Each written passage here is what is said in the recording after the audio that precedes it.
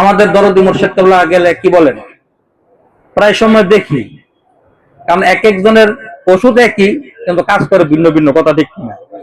কারণ দাদা হুজুর কেবলা বর্তমান মুর্শিদ কেবলাও দেখি, সামনে গেলে দেখবেন যে মুসাফা করতে গেলে অনেক সময় দেখবেন যে বোতল লিয়া যায়, তাই না?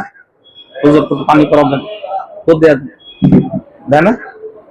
আমাকে কালিজিরা পুরা লিয়া যায়, তেল পরা লিয়া যায়, লয়ে গেলে মুখের দ্বারা দলে কি করে ও দেয়া দেয়। ওনার উপর আমার পক্ষে এক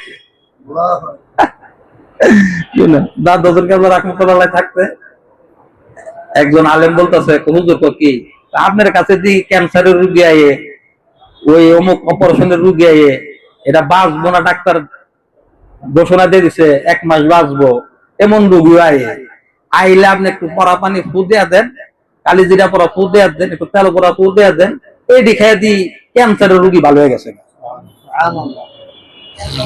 আবার এটি যে কি যেটি কইছে ডাক্তার কইছে যার 15 দিন 1 মাস বাঁচবো, যা খাওয়ানোর খাওয়া এলাম, যা দাহানের দাহা এলাম, দায় দাবি থাকলে ছোড়া এলাম, হেড দিয়ে অন্য টিকা আছে।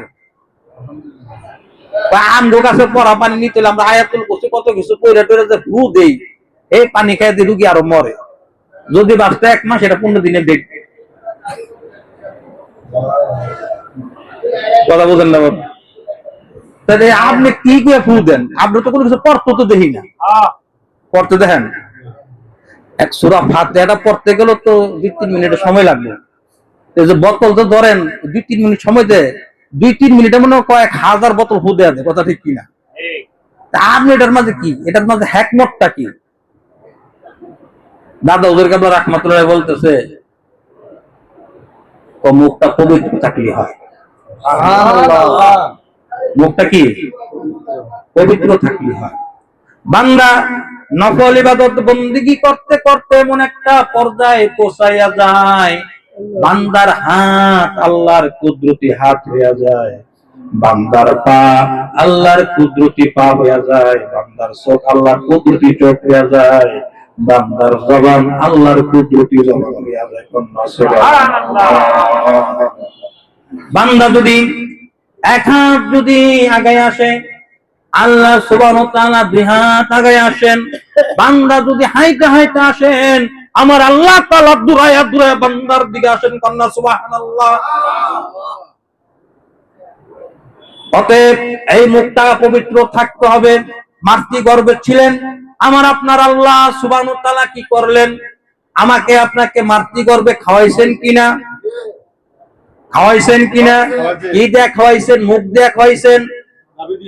কি দিয়ে খাওয়াইছেন? দুনিয়াতে কি দেখাইতেছেন? তো দুনিয়াতে এসে মুখ দিয়ে খাইতেছেন, মাতৃগর্ভে কেন মুখ দিয়ে খাওয়াইল না আল্লাহ? কেন খাওয়াইল না? নার দিয়ে কেন খাওয়াইলেন? এই নাভি দিয়ে কেন খাওয়াইলেন? ঘটনা আছে না নাই? আল্লাহ বলেন, আমার এই বান্দা দুনিয়াতে যায় এই মুখ দিয়ে একবার বলবে সুবহানাল্লাহ, দুনিয়াতে এসে আমার এই বান্দা একবার বলবে আলহামদুলিল্লাহ, দুনিয়াতে এসে আমার এই বান্দা বলবে আল্লাহু আকবার, দুনিয়াতে এসে বলবে আমার এই বান্দা লা ইলাহা ইল্লাল্লাহ। যেহেতু আমি আল্লাহ পবিত্র, আমার পবিত্রতা ঘোষণা করবে সেই পবিত্র জবান দিয়ে কন্যা সুবহানাল্লাহ। এই জন্য আল্লাহ সুবহানাহু ওয়া তাআলা মাতৃগর্ভে আমাকে আপনাকে মুখ দিয়ে না খাওয়ায় নার দিয়ে খাওয়াইছেন। দুনিয়াতে আইসা এই মুখ দিয়া সারাদিন খালি সত্য কথা কই, একটাও মিথ্যা কথা কই না, কথা ঠিক কিনা? এই জবান দিয়া জিহ্বাটার মাঝে কোনো হাড় নাই, এদিক লক্ষ্য করেন, এই জিহ্বার মাঝে কোনো হাড় আছে? অথচ এই জিহ্বার কথা দিয়া কত মানুষের হৃদয়টা ভেঙ্গে চুরমার কইরা দেই, কথা ঠিক কিনা? বুখারী শরীফের হাদিস, মুসলমান হওয়ার জন্য পূর্ব শর্ত হলো তোমার হাত দ্বারা এবং জবান দ্বারা অন্য অন্য মানুষরা পরিত্রাণ লাভ করবে। কন্যা সুবহানাল্লাহ।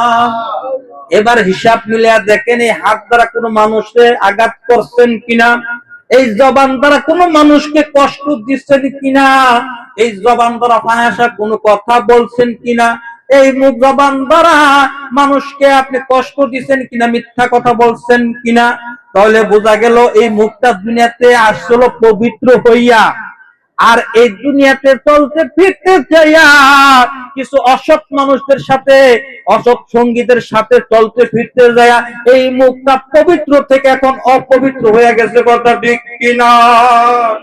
ভাইয়ের দুস্থ বুজুর্গ, এই অপবিত্র মুখটাকে আল্লাহ সুবহানাহু ওয়া তাআলা বুঝতেছে। আমার এই বান্দা দুনিয়াতে আইসা কি করছে? সঙ্গ দোষে দোষী হয়ে গেছে। এই মুখটা, পবিত্র মুখটাকে এখন সে অপবিত্র করে ফেলেছে। কিন্তু আমি তো আমার বান্দাকে জাহান্নামের লার্কি বানানোর জন্য সৃষ্টি করি নাই। কথা ঠিক কিনা? আমি আমার বান্দাকে জাহান্নামের লার্কি হওয়ার জন্য সৃষ্টি করি নাই। আমার এই বান্দা হলো আশরাফুল মাখলুকাত, সমস্ত প্রাণীদের মাঝে শ্রেষ্ঠ জীব। কথা ঠিক কিনা? শুধু তাই না, আমার এই বান্দা বর্তমানে যারা আছে তারা কিন্তু ঈসা নবীর উম্মত না। আমার এই বান্দা যারা বর্তমানে আছে তারা আদমের সবিউল্লাহর উম্মত না। আমার এই বান্দা যারা আছে তারা কিন্তু ইব্রাহিম খলিলুল্লাহর উম্মত না। আমার এই বান্দা যারা আছে তারা কিন্তু মুসা কারিমুল্লাহর উম্মত না। তার কারণ অন্যান্য নবীদের উম্মত যারা ছিল তারা যদি কোনো খারাপ কাজ করত, আমার আল্লাহ তাআলা সাথে সাথে গজব নাজিল কইরা দিত। কথা ঠিক কিনা? আমার আল্লাহ বলতেছে, আমার এক বান্দারা হলো আমার হাবিব, আমার দুস্তর উম্মত। কন্যা সুবহানাল্লাহ। যার উসিলা করে কুল কায়নাত আমি সৃষ্টি করলাম। আর শুধু তাই না, এই বান্দা হলো কি কুনতু কানজাম মাকফিয়ান, এই বান্দা হলো আমার এমন বান্দা আদম। এই বান্দা আদমের মাঝে সে আমার খলিফা, প্রতিনিধিত্ব দুনিয়ার জমিনে করবে। অসৎ সঙ্গে কি? অসৎ সঙ্গে কি? সর্বনাশ। অসৎ মানুষের সাথে চলতে চলতে তার তো এখন নরকে ঠিকানা হইতেছে। এই জন্য আমি কিয়ামত পর্যন্ত ইস্তেগফারের দরজা, আস্তাগফিরুল্লাহর দরজা, তওবার দরজা খোলা রাখছি। কন্যা সুবহানাল্লাহ। শুধু তাই না, কিয়ামত পর্যন্ত আর কোন নবী আসবে না, কিন্তু নবুয়তের দরজা বন্ধ। কিয়ামত পর্যন্ত তওবার দরজার পাশাপাশি আমি আল্লাহ কি করলাম? বেলায়েতের দরজাটাও চালু করে রাখলাম। কন্যা সুবহানাল্লাহ। আমার এই বান্দারা অপবিত্র হয়ে গেছে, শুধু মুখ অপবিত্র হয় নাই, তার কলবও অপবিত্র হয়ে গেছে। গুনাহ করতে করতে করতে করতে করতে এই কলব নামক আয়নাটার মধ্যে হাদিস শরীফে আসছে, বান্দা যখন কোনো গুনাহ করে একটা করে কালো দাগ পড়ে, আবার যখন গুনাহ করে একটা করে কালো দাগ পড়ে, আবার যখন কোনো গুনাহ করে আরেকটা কালো দাগ পড়ে। এইভাবে যত গুনাহ করে তত কালো দাগ পড়ে। কালো দাগ পড়তে পড়তে রে বাবা, ওই আয়নার মাঝে আর মাইনা দেখা যায় না। এখন এই কলবটাকে পরিশুদ্ধ করতে গেলে তাজকিয়া নফসের দরকার আছে না নাই? আত্মশুদ্ধির দরকার আছে না নাই? কলবটাকে পরিশুদ্ধ করতে হবে কি হবে না? আমার আল্লাহ বলে বেলায়েতের দরজাটা এই জন্য চালু রাখছি, তারা হলো আমার মনোনীত ব্যক্তি, ওলি। কন্যা সুবহানাল্লাহ। তুমি তোমার অপবিত্র আত্মা লয়ে, তোমার অপবিত্র মুখটা নিয়ে যখন তাদের কাছে যাইবা, তখন তারা তোমার কাছে, তাদের কাছে গেলে তারা তোমাকে কিছু ওজিফা দিয়া দিবে।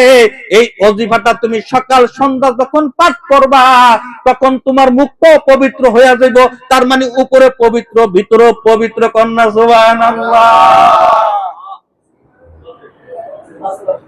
তাহলে আমার উপর পবিত্র করতে হইব কি হবে না? সুবহানাল্লাহ, আলহামদুলিল্লাহ, আল্লাহু আকবার, আল্লাহু আকবার। তুমি কি আল্লাহ? তুমি বড়। আল্লাহ তো আমার পবিত্র কইলো আমি পবিত্র, না কইলো আমি পবিত্র। সারা বাংলাদেশের মানুষ একজুট হইছে। সারা বাংলাদেশের মানুষ কি হইছে? একজুট হইছে যে বঙ্গোপসাগরে যে আমরা সবাই প্রস্রাব কইরা বঙ্গোপসাগরের পানি সব নাপাক কইরা বাম। বঙ্গোপসাগরের পানি নাপাক হইব? হ্যাঁ? সারা বাংলাদেশের মানুষ যদি আল্লাহরে যদি আল্লাহ কইয়া না ডাক দেন, আল্লাহ ছোট হয়ে যাব। আর সবাই যদি এক যোগে যদি আল্লাহ কইয়া ডাক দেন, আল্লাহ অনেক বড় হয়ে যাব না? আল্লাহ আল্লাহ আল্লাহ আল্লাহ। আল্লাহ কর্তৃক কইলো আমি বড়, না কইলো আমি বড়। তুই যে আমার কাছে কইতেছ আল্লাহু আকবার, আল্লাহু আকবার, আল্লাহু আকবার, আল্লাহ তুমি বড়, আল্লাহ তুমি বড়। আল্লাহ কয় ও ফেরেশতা কি আমার এই বান্দা কি কয় রে? আল্লাহ তোমার তোমার বড়ত্ব ঘোষণা করে, তুমি বলো বড়। কি আমি কি ছোট আসলাম কোনোদিন? না, আমি কইলো বড় না কইলো বড়, হ্যাঁ যে আমার বড় কইতাছে, হ্যাঁ রে দুনিয়াতে বড় বানায় দে। সুবহানাল্লাহ কইতাছে, সুবহানাল্লাহ সুবহানাল্লাহ জপতাছে। আল্লাহ কো ফেরেশতা কো কি এ বান্দা কি কয় রে? আল্লাহ কো কি সুবহানাল্লাহ সুবহানাল্লাহ, তার কি কয়? আল্লাহ আপনি বলে মহান, আল্লাহ আপনি বলে পবিত্র, আপনি বলে পবিত্র। আমি কইলো পবিত্র না কইলো পবিত্র, কথা ঠিক কিনা?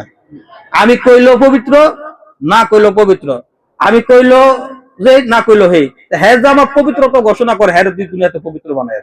সুবহানাল্লাহ।